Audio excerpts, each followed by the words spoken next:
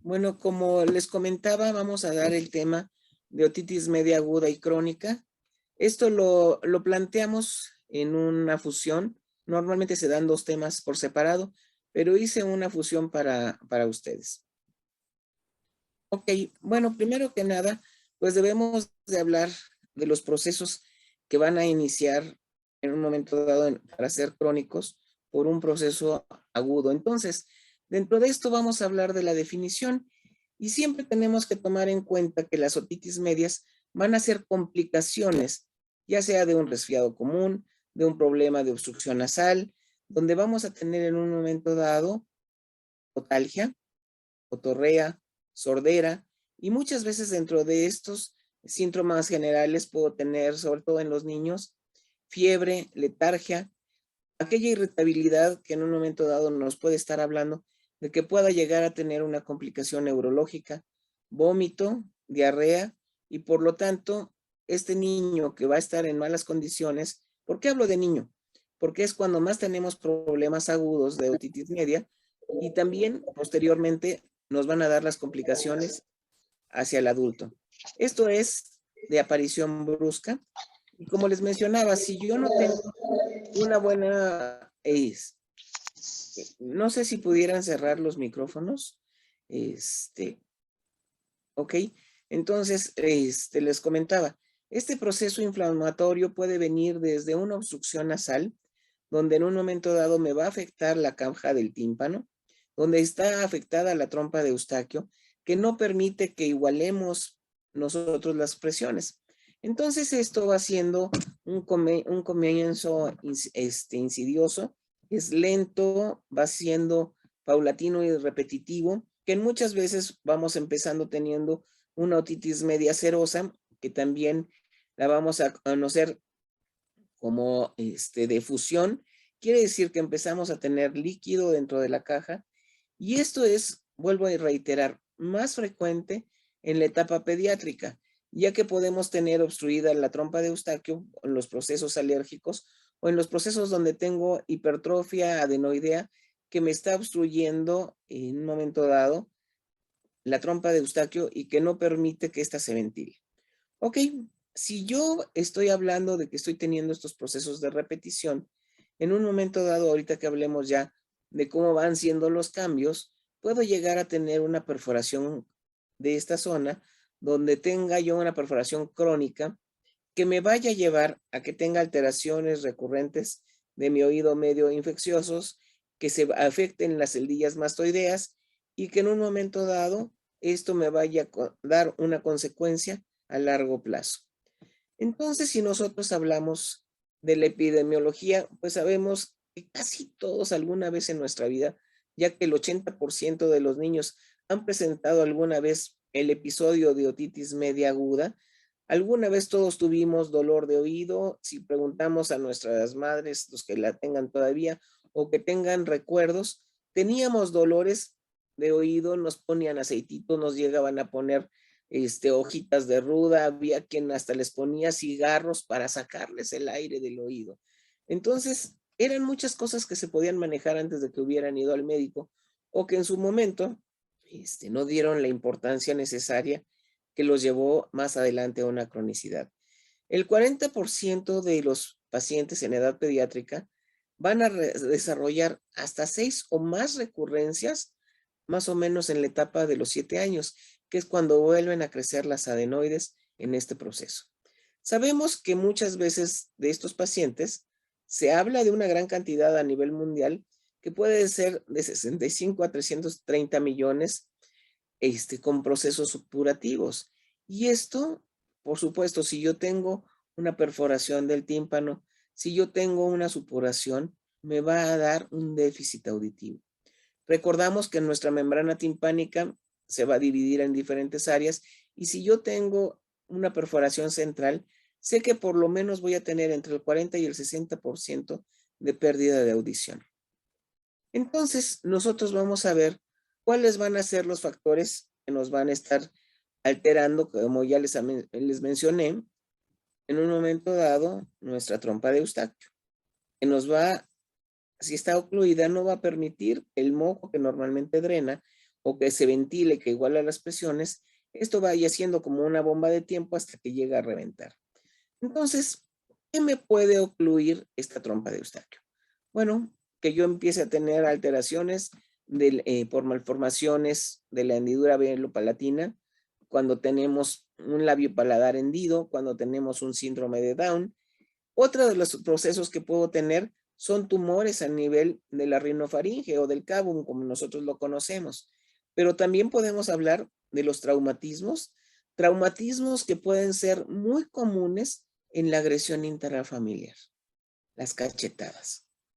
Es común que alguien llegue y le pegue a un niño o le pegue a una mujer una cachetada. Dentro de las agresiones, esto nos va a condicionar a que tengamos una perforación central de nuestro tímpano y que tengamos mayores problemas. ¿Sí? Entonces, ¿qué otra cosa podemos tener? Que yo intenté, hacer una cirugía y esta cirugía no funcionó, que no puse un tubo de ventilación en tiempo y forma y que me va a estar dando problemas. ¿Qué pasa si yo, aparte de esto, recuerdo que mi niño en el crecimiento y desarrollo tiene nuestra trompa de Eustaquio, que es cortita, que es horizontal, y que cuando se va desarrollando el tercio medio facial va descendiendo? Pero si pasa esto, que yo tengo mi trompa de Eustaquio cortita y está abierta, y un ejemplo, cuando la lactancia se da y hay gente que ocupa la mamila, llega y los acuesta y les mete la mamila en la boca. No les importa si degluten, si tienen reflujo, si está pasando directamente esa leche a la hora que abren la boca y que se abre la trompa de Eustaquio, directamente hacia la caja del tímpano. Entonces tenemos que educar a nuestro familiar para que en un momento dado sepa que la lactancia debe de ser a 45 grados. ¿Qué otra cosa tenemos? Que bueno, yo tenga una mastoidis poco neumatizada, si voy a estar teniendo constantemente, esta zona estamos viendo aquí nuestra mastoides que va hasta acá abajo, que esté en un momento dado ebúrnea. Quiere decir que no hubo una ventilación y que no nos va a dar un proceso normal. También tomemos en cuenta los factores ambientales. Número 1, estoy en un lugar donde hace mucho frío, estoy en un lugar donde hay humedad, donde hay hongos que en un momento dado me puedan condicionar a que tengan procesos alérgicos y a su vez me lleve a tener procesos inflamatorios de la trompa de Eustaquio. Tengo una dieta inadecuada, mi paciente está teniendo reflujo gastroesofágico y le está causando problema de inflamación de la trompa de Eustaquio. O tengo algún otro proceso de tóxico ambiental en un momento dado donde hay humo de fábricas, donde hay humo de autos, de motores, y que en un momento dado nos pueda dar problemas por inflamación de las vías aéreas. Podemos también tomar en cuenta aquellos pacientes que tienen procesos infecciosos o asociados a procesos de problemas inmunológicos. Aquellos niños que nacieron con alguna alteración inmunológica o que en un momento dado tienen el riesgo porque tuvieron una madre con VIH, o son pacientes que tienen leucemia o que tienen linfoma y que en un momento dado están recibiendo quimioterapia. Entonces, todos estos factores son de alto riesgo. Tenemos que hablar cuánto es la repetición de las causas infecciosas. Si yo tengo más de 6 veces al año infección de la vía aérea, hablando de adenoamigdalitis que me va a condicionar a otitis media, o qué estoy teniendo de colonización. Si yo me voy a hablar, entonces, en un momento dado, de la cronicidad, voy a tener la disfunción de la trompa de Eustaquio, como ya les mencioné. Puedo tener una perforación de la membrana timpánica. También puedo tener alteraciones en la caja del tímpano, donde yo pueda tener un pólipo centinela, que al rato les voy a mostrar. Tengo la mucosa engrosada, se empieza a hacer granulosa y vuelvo a insistir, la inmunosupresión. Inmunosupresión que puede ser nata o que puede ser causada por algún medicamento. Entonces, ¿Qué pasa si nosotros vemos a un niño como este pequeñito que llora y se jala la oreja? El niño no sabe hablar, pero nos está gritando al jalarse la oreja que le duele. Entonces, ojo, tenemos que llevar a esa criatura que la revisen. ¿Qué pasa cuando me dice el pediatra o que nosotros como otorrinos que nos hablan en la madrugada? Oiga, es que al niño le duele. El niño al estar acostado obviamente se colapsa más por el paladar y menos van a poder respirar. Pero no hablan muchas veces porque el niño esté llorando, porque tiene dolor, sino porque no los deja dormir. Es un proceso que realmente es repetitivo y que la persona que es la que trabaja dice, oye, o lo callas o le hablas al médico porque esa criatura no me está dejando dormir y no soy productivo. No tanto porque importe la salud de esta criatura. Ok, entonces, como les había mencionado, tenemos procesos infecciosos de repetición en la edad pediátrica. ¿Qué tenemos dentro de esto? Tenemos que tomar en cuenta la presentación estacional. En la época de diciembre a marzo, hablamos invierno y hablamos primavera. Invierno con el frío, primavera con los pólenes que podemos tener en las personas de tipo alérgico. Sabemos que nosotros tenemos factores protectores. El primer factor protector que vamos a tener va a ser la lactancia. La lactancia materna que debemos de tener mínimo 4 meses. Yo normalmente, esto es lo que dice la literatura. Mis maestros a mí me enseñaron que por lo menos debería de ser 8 meses de lactancia, donde todavía teníamos una buena inmunidad, donde el niño todavía puede tener inmunoglobulinas de la madre en lo que va desarrollando su propia inmunidad. Entonces debemos de tomar en cuenta los riesgos que tenemos, lo que les acababa yo de mencionar, el uso de biberones. Pero ¿qué pasa si yo en un momento dado tengo alergia porque a lo mejor mi hijo hace alergia al látex y la mamila es de látex? O tengo reflujo porque lo acosté y hay que se lo tome y le pongo la almohada para que detenga la mamila y si comió bien y si se le tiró, ni modo. O que a veces se les caen y nomás le limpian con la manita el chupón y se lo vuelven a poner. Entonces es importante que nosotros sepamos qué es lo que está aconteciendo. Entonces, continuamos. Yo voy a hablar de la otitis media aguda en este momento y cómo voy a tener nuestras fases. Aquí vamos a hablar de las fases clínicas y de las fases anatomopatológicas. Normalmente vamos a tener la fase de congestión, en esta donde vamos a ver la membrana timpánica hiperémica, donde voy a empezar a tener los vasos que se ven perfectamente.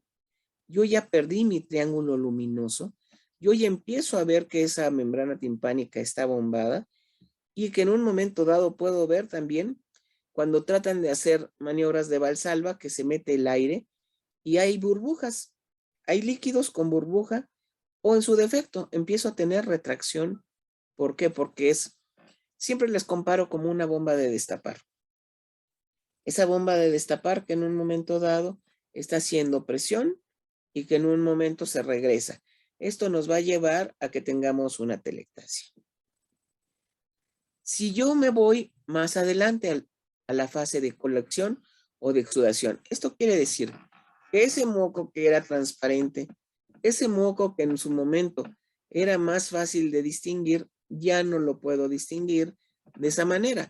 Yo ya estoy viendo que perdí el triángulo luminoso, que perdí todas las estructuras y que actualmente tengo abombamiento de material purulento. Esto es una bomba de tiempo, está a punto de reventar y yo ya estoy viendo que si este niño tiene su hueso que es un poquito más frágil, empieza a tener destrucción en esa área. O vemos otra imagen donde tenemos hiperemia de parte del conducto auditivo externo, donde vemos hiperemia hacia el mango del martillo. Alcanzo a ver algo de aire, pero vemos el nivel hidroaéreo del material purulento. Entonces podemos tener esas dos presentaciones y que en un momento dado debemos de darle el tratamiento preciso. ¿Qué pasa si yo no me di cuenta y la mamá o el cuidador primario no fue a llevarlo al médico? Entonces va a llegar el momento en que vamos a tener la fase abierta o fase de supuración, donde hizo explosión y donde en este momento dicen, pegó un grito espantoso que se oyó hasta la esquina, pero dejó de llorar. Dice, y nos dejó dormir. Eso sí, cuando nos levantamos, la almohada tenía sangre, tenía pus, pero dejó de llorar. Ya está mucho mejor. Pues, ¿cuál está mucho mejor? Lo que pasa es que se perforó y entonces hubo la salida de esa secreción, disminuyó la presión y disminuyó el dolor. Entonces, vamos a encontrar también que si esto se continúa, podemos tener unas perforaciones de este tamaño o podemos tener perforación y todavía sitios donde hubo sangrado. Dentro de estas mismas fases clínica y anatomopatológica, vamos a tener la fase de coalescencia. Esto quiere decir que en un momento dado, yo voy a tener migración en un momento de leucocitos, pero también voy a empezar a tener destrucción ósea. Entonces, tengo dolor retroauricular, hay fiebre o leucocitosis. Y si yo tomo una tomografía, aquí veo mi caja del tímpano, veo mis huesos, pero estoy empezando a ver que hay una destrucción ósea. Y esto me va a dar una alteración donde en un momento dado yo tenga un absceso retroauricular. Seguimos con el orden cronológico de la enfermedad, donde tenemos esta fase de reparación que también le llamamos de regresión. Nosotros recordamos que tenemos nuestra membrana timpánica que tiene 3 capas. Una capa externa, una capa muscular y una capa mucosa que va hacia la parte interna de la caja del tímpano. Cuando nosotros se nos llega a perforar el tímpano, este solamente va a recuperarse si se cierra por sí solo la capa externa, ¿sí? La epitelial. Entonces a eso le llamamos nosotros una reparación de tipo monomérico. Entonces en este momento pues ya se dio la otorrea, ya tenemos un mejor drenaje hacia la cavidad faríngea, tenemos la membrana timpánica que vimos, ya la perforación se cerró, se restaura anatómicamente y funcional y nosotros podemos pedir un estudio audiométrico. Si nosotros recordamos la audiometría, nos permite medir 1, volumen y 2, frecuencias. El volumen estamos hablando en los decibeles, que son estos de aquí, que nosotros tenemos lo normal de menos 10 a 20 decibeles, y que si hablamos en hertz, que son los tonos, hablamos tonos graves hasta tonos agudos, y tenemos que tomar en cuenta el área del lenguaje. El área del lenguaje que va en 500, 1000 y 2000 hertz. ¿Cómo voy a hacer para saber qué tanta pérdida auditiva tengo? Tomo esos 3 puntos que les acabo de mencionar de 500, 1000 y 2000 hertz, lo sumo, un ejemplo de estoy hablando de que tiene 15 más 15 son 30, y si nos vamos aquí se va a 0, seguimos en 30. 30 lo dividimos entre 3, nos da 10, y eso nos estaría hablando de que tenemos una hipoacusia de tipo superficial en el área del lenguaje. Ok, ¿hasta aquí alguna duda?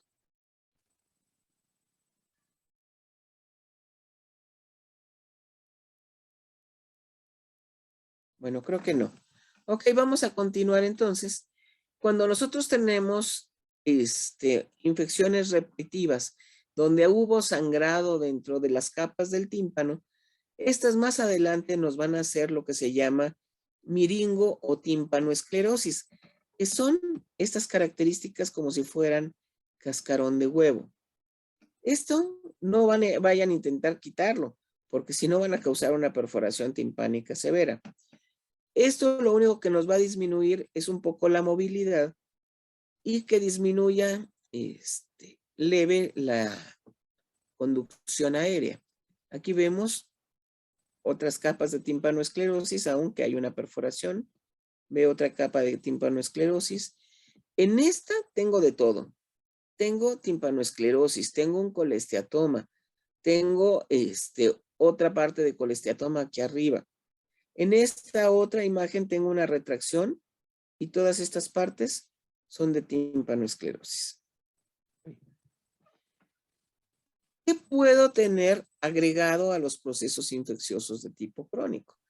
Bueno, no nada más voy a tener material purulento causado por bacterias, sino que también asociado, un ejemplo, a la pseudomonas y al estafilococo, puedo tener Klebsiella, puedo tener Proteus, puedo tener E. coli. Me van a decir, bueno, estas bacterias últimas son de la vía digestiva. Quiere decir que las personas muchas veces no se lavan las manos después de ir al baño y se rascan las orejas. Quiero irme con la parte más básica, que es esta. O en su defecto, puedo tener agregados hongos. Un ejemplo de esto es esta colonización que tenemos, no es algodón, son hongos. Tenemos Aspergillus nigris, se ven hermosas las cifas, pero bueno, yo las veo hermosas ahí, pero en su momento podríamos decir que lo hermoso para el paciente pues no es nada grato, porque además hay fetidez como si hubiera humedad. Recordamos que el Aspergillus nigris lo podemos tener en casa. Un sitio que podemos tener Aspergillus es el baño cuando hay humedad. Son aquellas manchas negras que ustedes van a ver en las paredes o muchas veces hasta en el excusado, y eso es porque están teniendo las cosas. Por favor, ¿alguien tiene un micrófono prendido? ¿Lo podría apagar porque se oye como ruido? Muchas gracias. Ok, entonces, volvemos a hablar aquí de qué tenemos de bacterias en un paciente con una otitis media crónica con o sin colesteatoma. Entonces, tenemos aerobios, ejemplo, Staphylococcus aureus. Tenemos con mayor frecuencia en el paciente que no tiene colesteatoma. Pseudomonas aeruginosa se incrementa en el paciente que tiene colesteatoma. Y así podemos ir hablando de cada una, como es la Klebsiella pneumoniae, la E. coli, ¿sí? Los Clostridiums, Peptococos, Peptostreptococos. Entonces, para nosotros es importante poder ver que tenemos tanto agentes gram positivos como gram negativos y hasta anaerobios en su momento en los procesos de tipo crónico.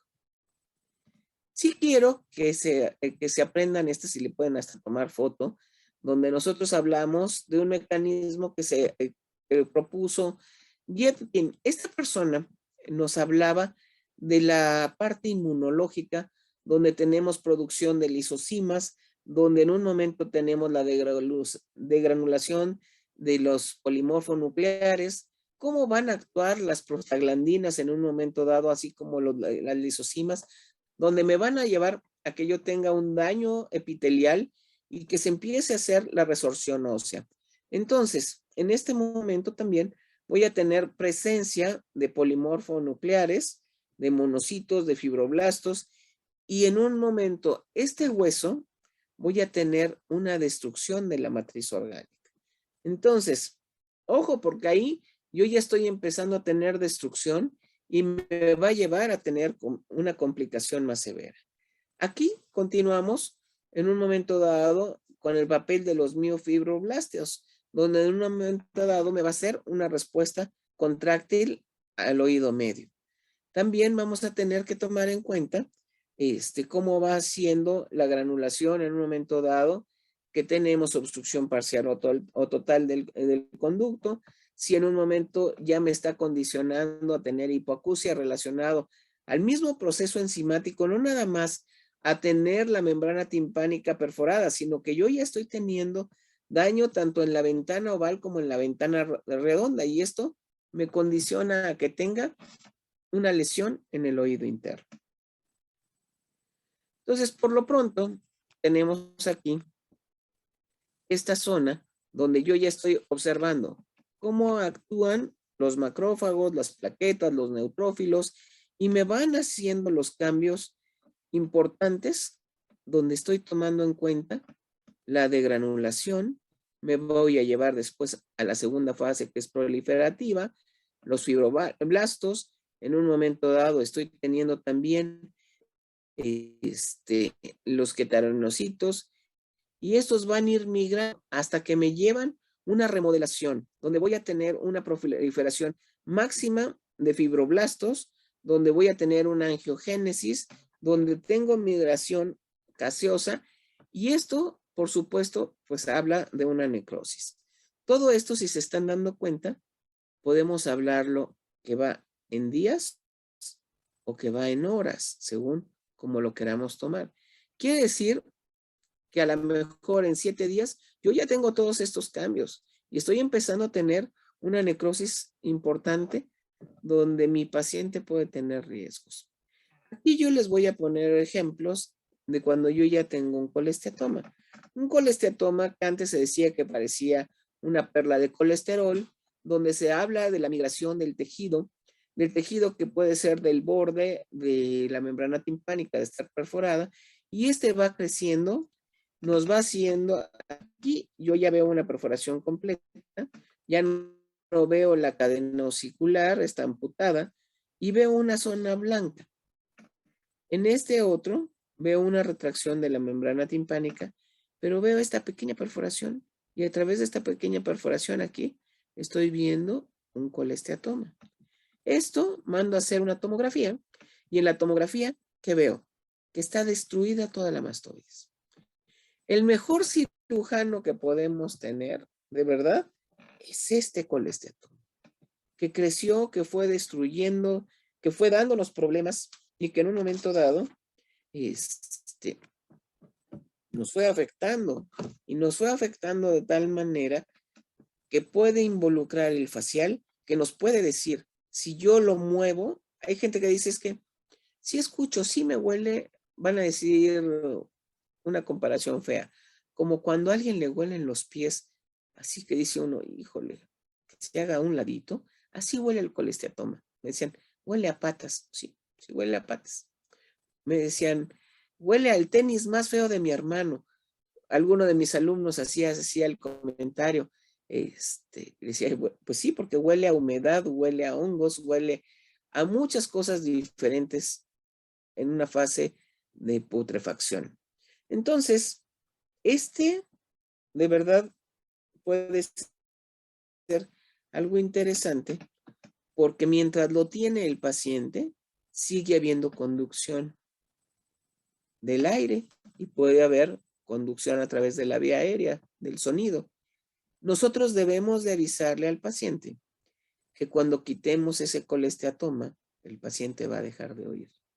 Y a veces cuando le decimos eso, dice, ay, yo prefiero tener que me huela mal.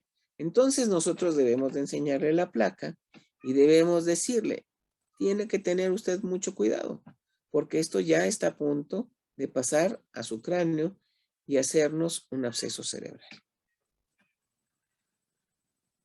Ok, aquí estamos viendo una imagen de microscopio electrónico de cómo se vería el tejido de un colesteatoma.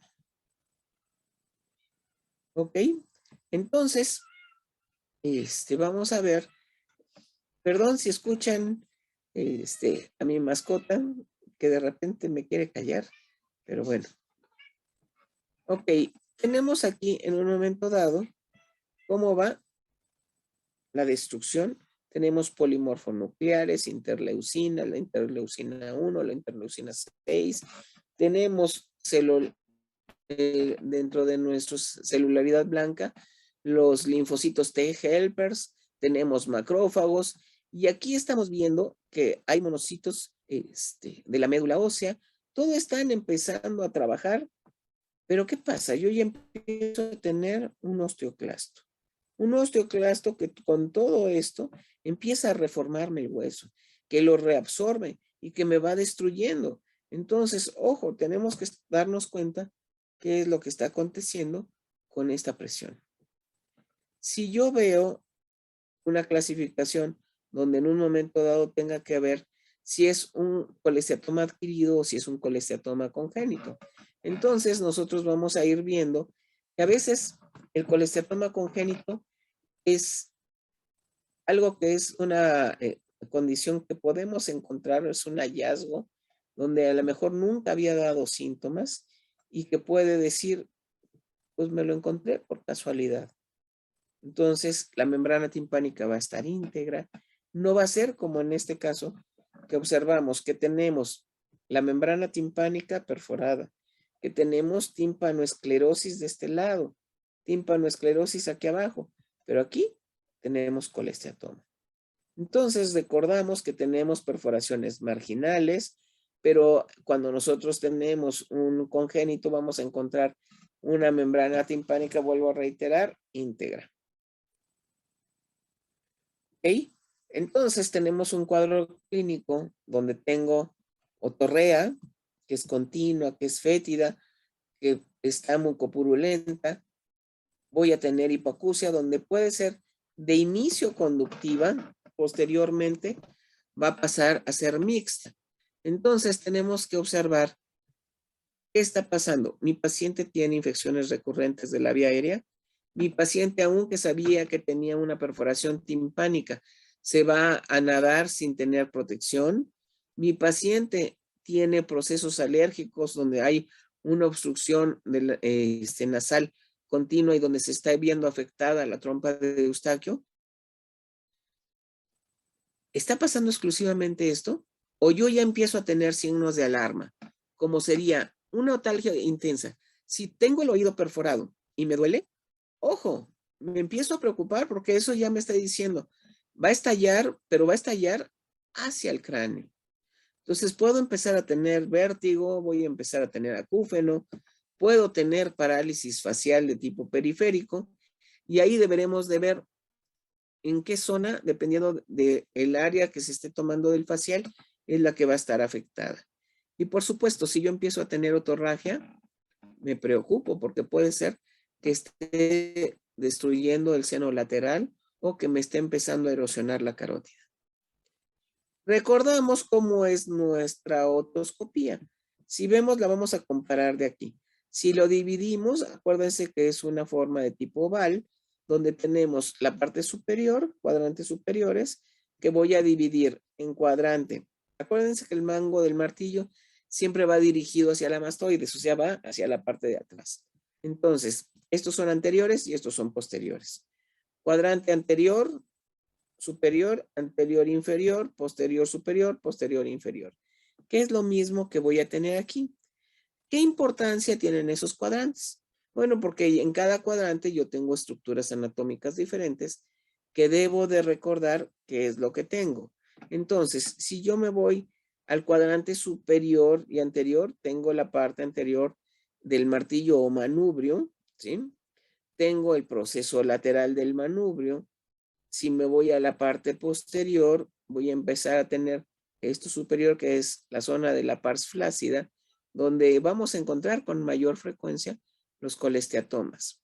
Tengo mi articulación incudo-estapedial, que es esta misma área que yo estoy encontrando aquí, lo cual indica que lo que veo aquí es el estribo. Veo mi pars tensa en el cuadrante inferior, el umbus o el ombligo, y aquí voy a tener mi triángulo luminoso, que normalmente sabemos que no existe. Ese lo producimos nosotros porque es un reflejo luminoso. Ok, entonces tenemos aquí, nosotros vamos a revisar a nuestro paciente y vamos a ver una perforación timpánica donde yo estoy viendo aquí un pólipo, donde estoy viendo toda la caja hematosa. Y entonces tengo que ver, ¿tengo un colesteatoma o no tengo colesteatoma? Le voy a hacer acumetría, que son nuestras pruebas con los diapasones, el Riney y el Weber, donde en un momento dado me voy a poder decir, ¿tengo un proceso conductivo? ¿Tengo un proceso que en un momento dado ya está siendo mixto? ¿Qué es lo que está aconteciendo con estas cosas? Y bueno, ya después de haber hecho mi acumetría, que yo ya digo, bueno, está teniendo una hipoacusia de tipo conductivo, o ya vi que tiene una hipoacusia de tipo sensorial, mando para corroborar mi estudio audiométrico. Dentro de este estudio audiométrico también le voy a pedir la logoaudiometría. ¿Por qué voy a pedir la logoaudiometría? Necesito saber qué tanto escucha, qué tanto entiende, porque no es lo mismo que yo le diga a mi paciente, eh, teléfono, y que el otro me diga féfono, o que me diga, yo le diga una cosa por otra y el paciente me responda una costra porosa, entonces, ¿qué tanto entiende? ¿Qué tanto estamos viendo de lo que tengo? ¿Tengo una hipoacusia leve? ¿Tengo una hipoacusia moderada? ¿O estoy llegando en un momento dado hasta una severa? Entonces, como les mencionaba, yo hago mis pruebas de acumetría, donde puedo ver en esta imagen cómo hago el Weber y el Riné, si estoy comparando, si estoy viendo cómo está teniendo esa pérdida de audición y hacia dónde se está yendo la transmisión. Dentro de esto, pues les acabo de decir, hacemos nuestro estudio audiométrico. Yo ya les había comentado, me gustaría que alguien participara conmigo. ¿Quién quiere participar para describir este estudio audiométrico? Que me diga cuál es la pérdida auditiva que tengo. Les recuerdo que recordamos que escuchamos volumen en decibeles, frecuencias en hertz, que el área del lenguaje va de menos 10 a 20 decibeles, que el área normal en decibeles es de menos 10 a 20 decibeles, el área del lenguaje 500, 1000 y 2000 hertz. Entonces, si yo sumo en este oído, que es oído izquierdo, porque tiene cruces, estoy viendo que tiene 25 decibeles, más 25 son 50, más 20 son 70. Estoy teniendo un promedio de 24 decibeles de pérdida auditiva. Entonces vuelvo a entrar dentro de una hipoacusia de tipo superficial. ¿Alguien le quiere entrar a esta? Si no, los que están presenciales, de los que están a la distancia. Doctora Marcela, doctor David.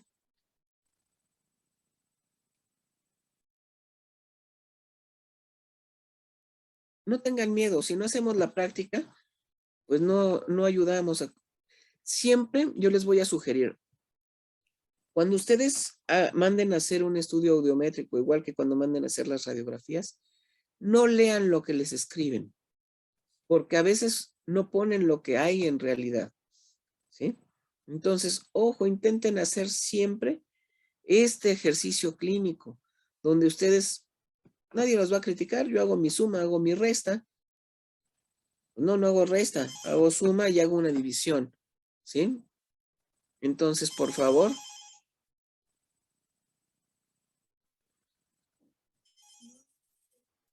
Sí, Un doctora. momento. ¿Sí? Ahí Ande. pues yo pensaría que es una hipoacusia profunda. Hay una pérdida conforme van aumentando la frecuencia en hertz.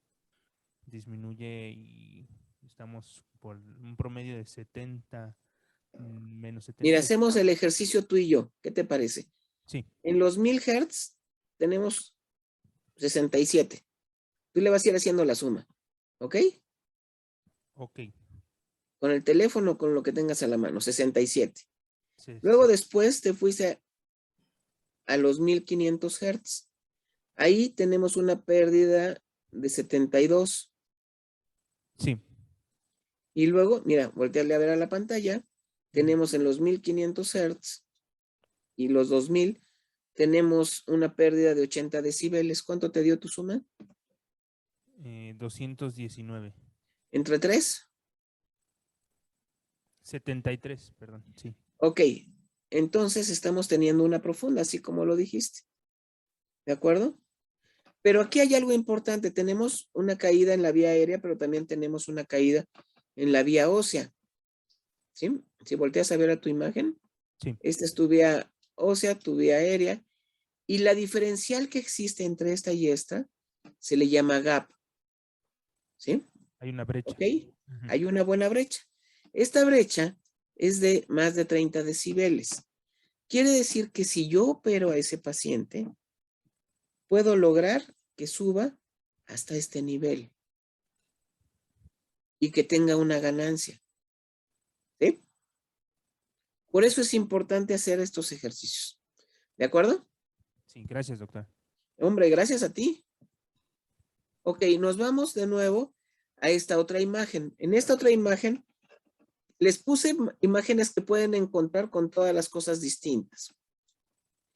Tenemos aquí timpanoesclerosis, tenemos membrana timpánica, alcanzamos a ver el mango del martillo, vemos membrana timpánica. Ahora, ¿alguien más me quiere ayudar y me dice si está perforada o no?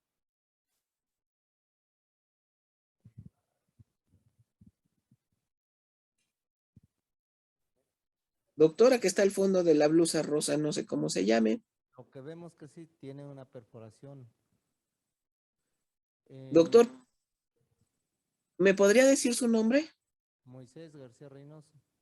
Hola, doctor Moisés. Bueno, les puse esta porque es una trampa que nos podemos encontrar a la hora de revisar a nuestros pacientes. Este paciente no está perforado. Se ve que sí. No, esto que tengo aquí es que está adherido. Tuvo una adherencia de su membrana timpánica. Ah, pues. O sea, aquí veo parte de la membrana y aquí se adherió. Por eso vemos el mismo brillo de aquí a acá. Ajá, Es diferente en esta sí vemos el hoyo perfecto. ajá. Y aquí alcanzamos a ver en la parte superior colesteatoma. Y parte del mango del martillo, pero ya amputado. Ajá. ¿Sí? Entonces sí les quise poner esto, porque en ocasiones nos mandan a los pacientes como perforados y no están perforados, lo que tienen es una membrana timpánica adherida. ¿Ok? En la parte superior se ve como que si tuviera una perforación. ¿Aquí? Más a la derecha, a la ¿A izquierda. la izquierda? No, Sí. es una gotita de sangre. Ah, Es una costrita. ajá. Y ahí semeja como si tuviera perforado. Exacto, se semeja, pero si usted observa bien, tenemos aquí toda esta zona hasta acá, brilla igual que el brillo que tenemos aquí. Ajá. ¿Sí? Sí. Entonces, en esa sabemos que si nosotros le manejamos y le pedimos al paciente, tápese la nariz y estamos viendo y le pedimos que trague saliva o que trate de inflar como si inflara un globo, vamos a ver que se mueve. ¿Sí? Ajá. Aunque sea poquitito, pero se mueve. Con eso sabemos que no está perforado. Sí, doctora, gracias. ¿Ok? No, gracias a usted. Perdón que les ponga yo esto, sí, o sea, eso me hubiera gustado hacerlo presencial, pero es importante que nosotros podamos tener, pues, esta práctica, que es lo interesante de estos cursos. Ok, entonces hablábamos como secuelas, el ejemplo de la tímpanoesclerosis, donde nosotros vimos esos cambios como si fuera cascarón de huevo, donde en un momento dado tenemos fibrinolisis, donde hay cambios en el pH, donde nos van dando una calcificación por cambios tanto de fibrocitos como de calcio, de fosfato de calcio. ¿Ok? ¿Alguien más que quiera ayudarme? Sí quiero que lo hagamos como un ejercicio. No es para poner en evidencia a nadie. Todos estamos aprendiendo. Y no critiquen al que esté contestando, porque al final de cuentas está teniendo las ganas de hacerlo. En en esta imagen, tenemos aquí tímpanoesclerosis, mango del martillo, tímpanoesclerosis, membrana timpánica íntegra. Tímpanoesclerosis, membrana timpánica perforada y la caja se ve húmeda. Por eso se ve brillante. Tenemos aquí tímpanoesclerosis, membrana timpánica perforada, donde alcanzamos a ver que la caja del tímpano está totalmente húmeda. Tímpano íntegro, membrana timpánica en estas con timpanoesclerosis y a través de esta considero que hay colesteatoma y aquí abajo hay colesteatoma.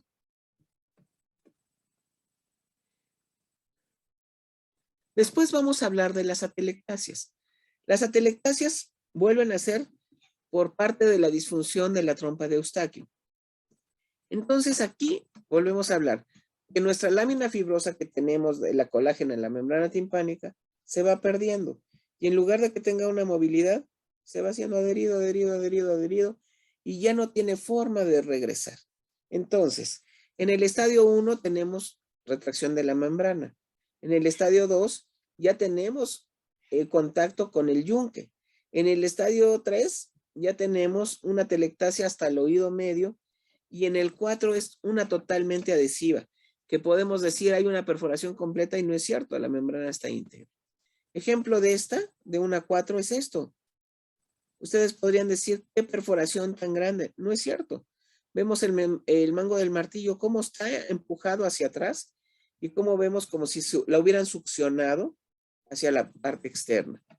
Lo mismo vemos en esta imagen. Podrían decirme, es que está perforado. No está perforado. Estamos viendo cómo hay retracción de la cadena osicular.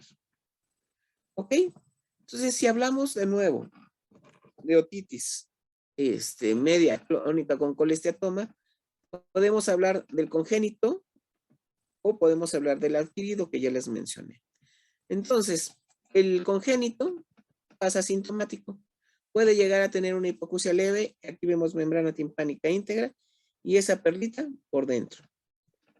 ¿Ok? Cuando llega a haber sintomatología, es cuando yo ya tengo una torrea y tengo la membrana timpánica perforada.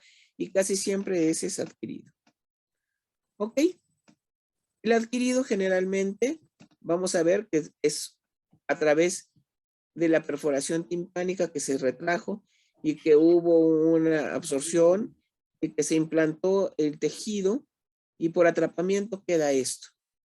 Entonces, hay varias teorías donde en una nos pueden hablar de la invaginación de la membrana timpánica, después hablan también otra de las hiperplasias de las células basales, la que siempre se ha hablado es de la migración del epitelio a través de la membrana timpánica perforada, o también se habla de la metaplasia escamosa del epitelio.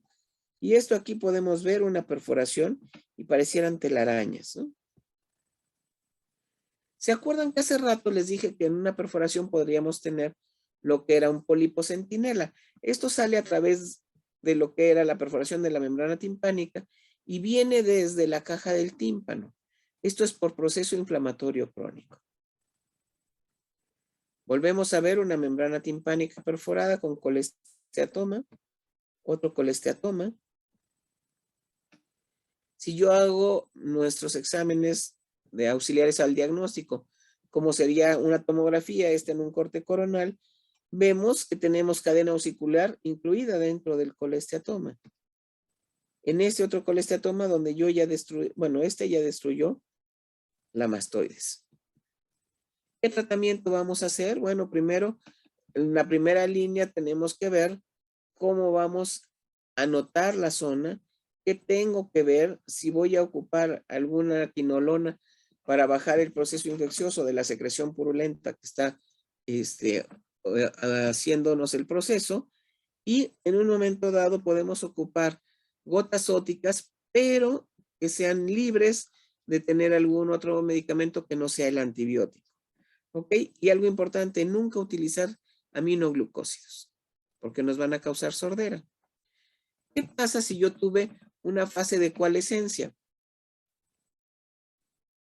Una fase de coalescencia donde en su momento les dije que había destrucción ósea y donde hay un absceso que está drenando aquí. ¿Ok?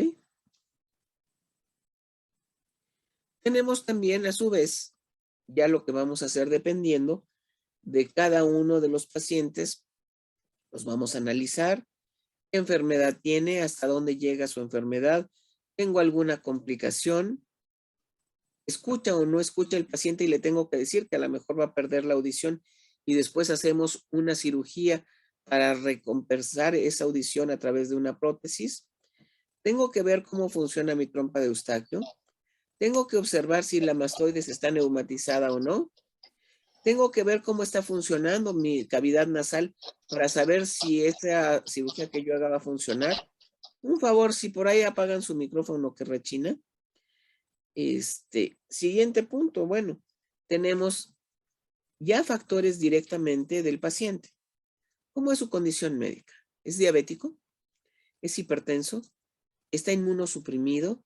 ¿Tiene alguna otra complicación cardíaca que en un momento dado me ponga en riesgo la vida por someterlo a una cirugía? ¿Qué edad tiene? ¿A qué se dedica? O sea, ¿qué cuidados va a tener después de esta cirugía? Pero también tengo que ver las habilidades del cirujano. No todos los cirujanos operan oído. Yo les puedo decir que yo no opero oído. Sin embargo, tengo de mis compañeros que son expertos en oídos, a los cuales yo les refiero a mis pacientes y ellos me refieren sus pacientes del resto de la patología otorrinolaringológica. ¿Ok? Debemos de tener un apego al seguimiento y saber si ya había cirugías previas, porque si ya hubo cirugías previas, es factible que yo no sepa qué voy a encontrar. ¿Ok? En esta imagen es muy importante para mí porque quiero que aprendan la anatomía que nosotros vemos en el microscopio durante la cirugía. Entonces, para nosotros, este es mi mango del martillo, que lo encuentro aquí. Voy a ver cómo está mi ligamento malear o del ligamento del martillo anterior. Voy a ver cómo está mi ligamento posterior. Tengo que observar en un momento dado mi cuerda del tímpano. Acuérdense que la cuerda del tímpano, que es una rama del facial, me va a dar la inervación de la lengua sensitiva. Entonces, si yo corto esta, voy a perder de ese lado la sensibilidad al gusto. Entonces, ojo, tengo que tener mucho cuidado con lo que voy a hacer. ¿Ok? Y en un momento dado aquí vemos perfectamente cómo se une. Aquí está mi martillo, mi yunque, y aquí cae mi estribo, que viene hasta acá. ¿Ok? Espero que esté quedando claro lo que les estoy platicando. Aquí yo ya estoy en cirugía. Yo ya llegué aquí, ya empecé a fresar y me encontré mi colesteatoma. Esta era mi membrana timpánica, mi mango del martillo, para que me ubiquen en esto con esto. Tengo el colesteatoma, tengo mi séptimo par craneal, que va aquí abajito, que es el facial, ¿sí? Y tengo mi canal semicircular, ¿ok? Entonces, para nosotros es importante ubicar, y aquí tengo el tegmen tímpano. Si yo ubico todas estas estructuras anatómicas, sé lo que no voy a lesionar. Entonces, puedo hacer una apicotomía transcanal, puedo hacer una mastoidectomía simple, puedo hacer una mastoidectomía de muro alto como es esta, ¿sí? Donde en un momento dado voy a poder recargar injertos, voy a poder hacer otras cosas y a veces tenemos que volarnos esa zona. Donde en un momento dado puedo tener una mastoidectomía de muro bajo o radical, donde voy a tener que quitar todo este material y me va a quedar esto libre. Entonces, tendré que saber cuáles van a ser las ventajas de esta cirugía. Se las puse nomás como un corolario informativo, pero no es necesario que ustedes lo sepan, ¿sí? Igual, cuáles son las desventajas que podemos tener en cada una de estas zonas, donde en un momento dado podamos o no reconstruir para darle función después de haber quitado el proceso infeccioso. Entonces, yo ya quité aquí todo este colesteatoma. Está quedando una parte mínima. Tengo yo aquí este pequeño hoyito. Quiere decir que a esta persona le habían puesto un tubo de ventilación. Ok, recordamos rápidamente las complicaciones extracraneales, donde voy a tener la más común es la laberintitis, pero puedo tener fístulas perilinfáticas, puedo tener mastoiditis, abscesos, petrocitis. ¿Qué pasa si yo tengo una petrocitis? También voy a tener un síndrome de Gradenigo, donde voy a tener parálisis del sexto par craneal. ¿Ok? Y en un momento voy a tener dentro de las intracraneales, empezamos con la más sencilla que es meningitis, hasta tener abscesos cerebrales, sudurales, epidural,es que en un momento me pueden poner en riesgo la vida del paciente. Ejemplo de esto es una mastoiditis en esta niña, donde entró en la fase de coalescencia y tuvimos que hacer su drenaje, donde estamos viendo que aquí tenía el absceso, donde se drenó y después pues queda esta zona, que en un momento dado pues, va a recuperar su cabello y va a estar en buen estado de salud. ¿Qué pasa si yo ya tengo un absceso cerebral? En este caso, pues ya nosotros ya no intervenimos. Ahí el que interviene es el neurocirujano. ¿Qué pasa si yo tengo una lesión donde tengo una destrucción, donde les dije ahorita que pasaba el nervio facial? Pues vamos a tener que ir a hacer la descompresión del nervio directamente. Ok, Entonces, en conclusión, ¿qué hacemos? Sabemos que es una patología frecuente. Se decía que es una patología de la pobreza, pero no es cierto, es una patología que sí podemos asociar a la pobreza, pero también al descuido. Tenemos repercusiones severas a corto o largo plazo si yo no recibo tratamiento. Sabemos que en un momento dado, ustedes como médicos generales deben de saber hacer el diagnóstico y referirlo al otorrino. No quieran hacer el tratamiento ustedes porque ese paciente lo único que va a pasar es que va a perder el tiempo y que en su momento no se lo va a agradecer. Si regresa ese paciente y lo enviamos con el otorrino le va a dar el tratamiento y su paciente les va a agradecer el resto de la vida y les juro que va a ser su paciente siempre. Ok, no sé si haya preguntas hasta este momento. Sí, doctora. Muchas gracias por su plática. Está muy interesante realmente. Yo me preguntaría cómo explorar a un niño pequeño, desde luego, no sé, 2, 3, 4 años, con un oído pues doloroso, que se pone la mano en la oreja porque le duele, y cómo lo persuadimos para que se pueda explorar y observarle su membrana timpánica. Ok, me decía uno de mis maestros, que podríamos poner anestesia. ¿Qué anestesia? Pues la enzimática. O sea, lo vamos a amarrar en un campo, lo vamos a sentar, si tiene usted un buen sillón, o sea, la mamá se sienta, ponemos al niño encima de las piernas de la madre envuelto, la mamá le agarra la cabeza, ¿sí? Si no tienen en qué envolverlo, la mamá le toma el tórax, en medio de las piernas de la mamá van las piernas del niño y usted lo explora. Es la forma más fácil de hacerlo.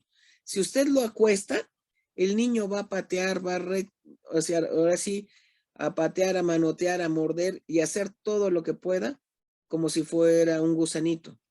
Entonces yo lo tengo que fijar con un campo, una sábana, que normalmente en los consultorios pues todos contamos con alguna, ¿no? ¿De acuerdo? No sé si aclaro su duda, doctor. Sí, doctora, muchas gracias. Perdón. Es que no puedo toser bien porque me duele. Ok, ¿alguien más tiene alguna duda?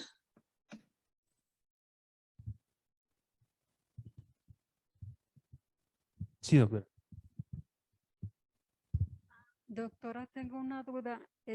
Cuando a la otoscopía se observa una retracción muy pronunciada de la membrana timpánica, que se observa mucho el mango y no se observa el triángulo luminoso, ¿podría ser una complicación de una otitis media repetitiva en forma frecuente?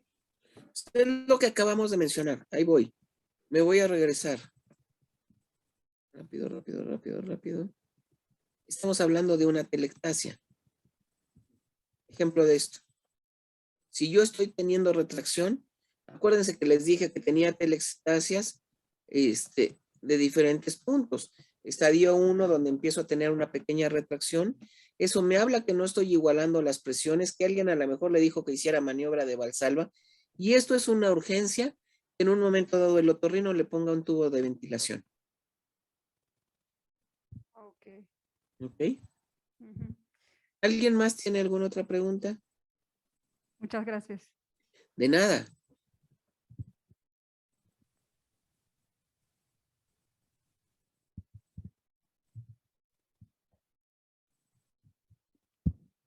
Buenos días, doctora. Muy buenos Felicitarla días. por su excelente ponencia. En el caso de que nos equivoquemos cuando realicemos una exploración y por falta de conocimiento o de que esté la membrana timpánica, que no se vea que esté cubierta de cerumen, y hagamos un lavado óptico, ¿qué complicaciones serias pudiéramos o podía sufrir el Híjole, paciente por nuestra, pues al no darnos cuenta o no percatarnos antes de que tiene que está perforado. está Ok, perforado. número uno, lo primero que tenemos que hacer nosotros es hacer una historia clínica. Cuando hacemos nuestra historia clínica, antes de lavar un oído, tenemos que preguntar si alguna vez se le perforó el oído. Si ha sido paciente de recurrentes infecciones de oído. Si le dice que sí, no se arriesgue, no le meta agua. Tratamos de quitarlo con cucharilla. ¿Sí? Porque, ¿cuáles son mis complicaciones? Para empezar, va a tener vértigo. Para continuar, va a tener una infección severa. Para seguir, se va a quedar sordo. Y la cuarta es que lo va a demandar. Y entonces sería una bronca gigantísima. Entonces, lo que tengo que hacer primero, antes que nada, hagan una historia clínica, hagan el interrogatorio. Nuestro interrogatorio, cuando yo tengo a alguien con cerumen, de verdad es preguntar, oiga, ¿alguna vez ha tenido ¿cómo se llama? ¿Alguna perforación? De niño, ¿se acuerda de haber tenido dolor en el cuello, en el oído, de haber tenido alguna vez supuración? No, porque sí, a veces los papás son los que dicen, no, sí son mi hijo sí le sufría y le salió pus. Si ya me dicen que sí, ni tocarlo para hacerle lavado. Recuerden que el lavado lo tenemos que hacer con agua calientita, no hacerlo a mucha presión, porque he encontrado pacientes que les han reventado el tímpano por el lavado. Entonces, ojo, esto es importantísimo. ¿De acuerdo? Si yo tengo la duda, vuelvo a insistir, inténtelo sacar con una buena visión y con una cucharilla para retirar cerumen. Que no puedo, pues le voy sacando de poquito en poquito. Que ya está pegado a la membrana timpánica. Pues le mando a ponerse unas pequeñas gotitas que nos aflojen. Les digo yo, el afloja todo, que pueda aflojar un poquito el cerumen y después usted lo pueda retirar. ¿Ok? No sé si aclaro su duda, doctor. Sí, doctora, muchas gracias. De nada, doctor. Y hasta uno como otorrino tiene que tener esas precauciones, porque el riesgo es muy alto.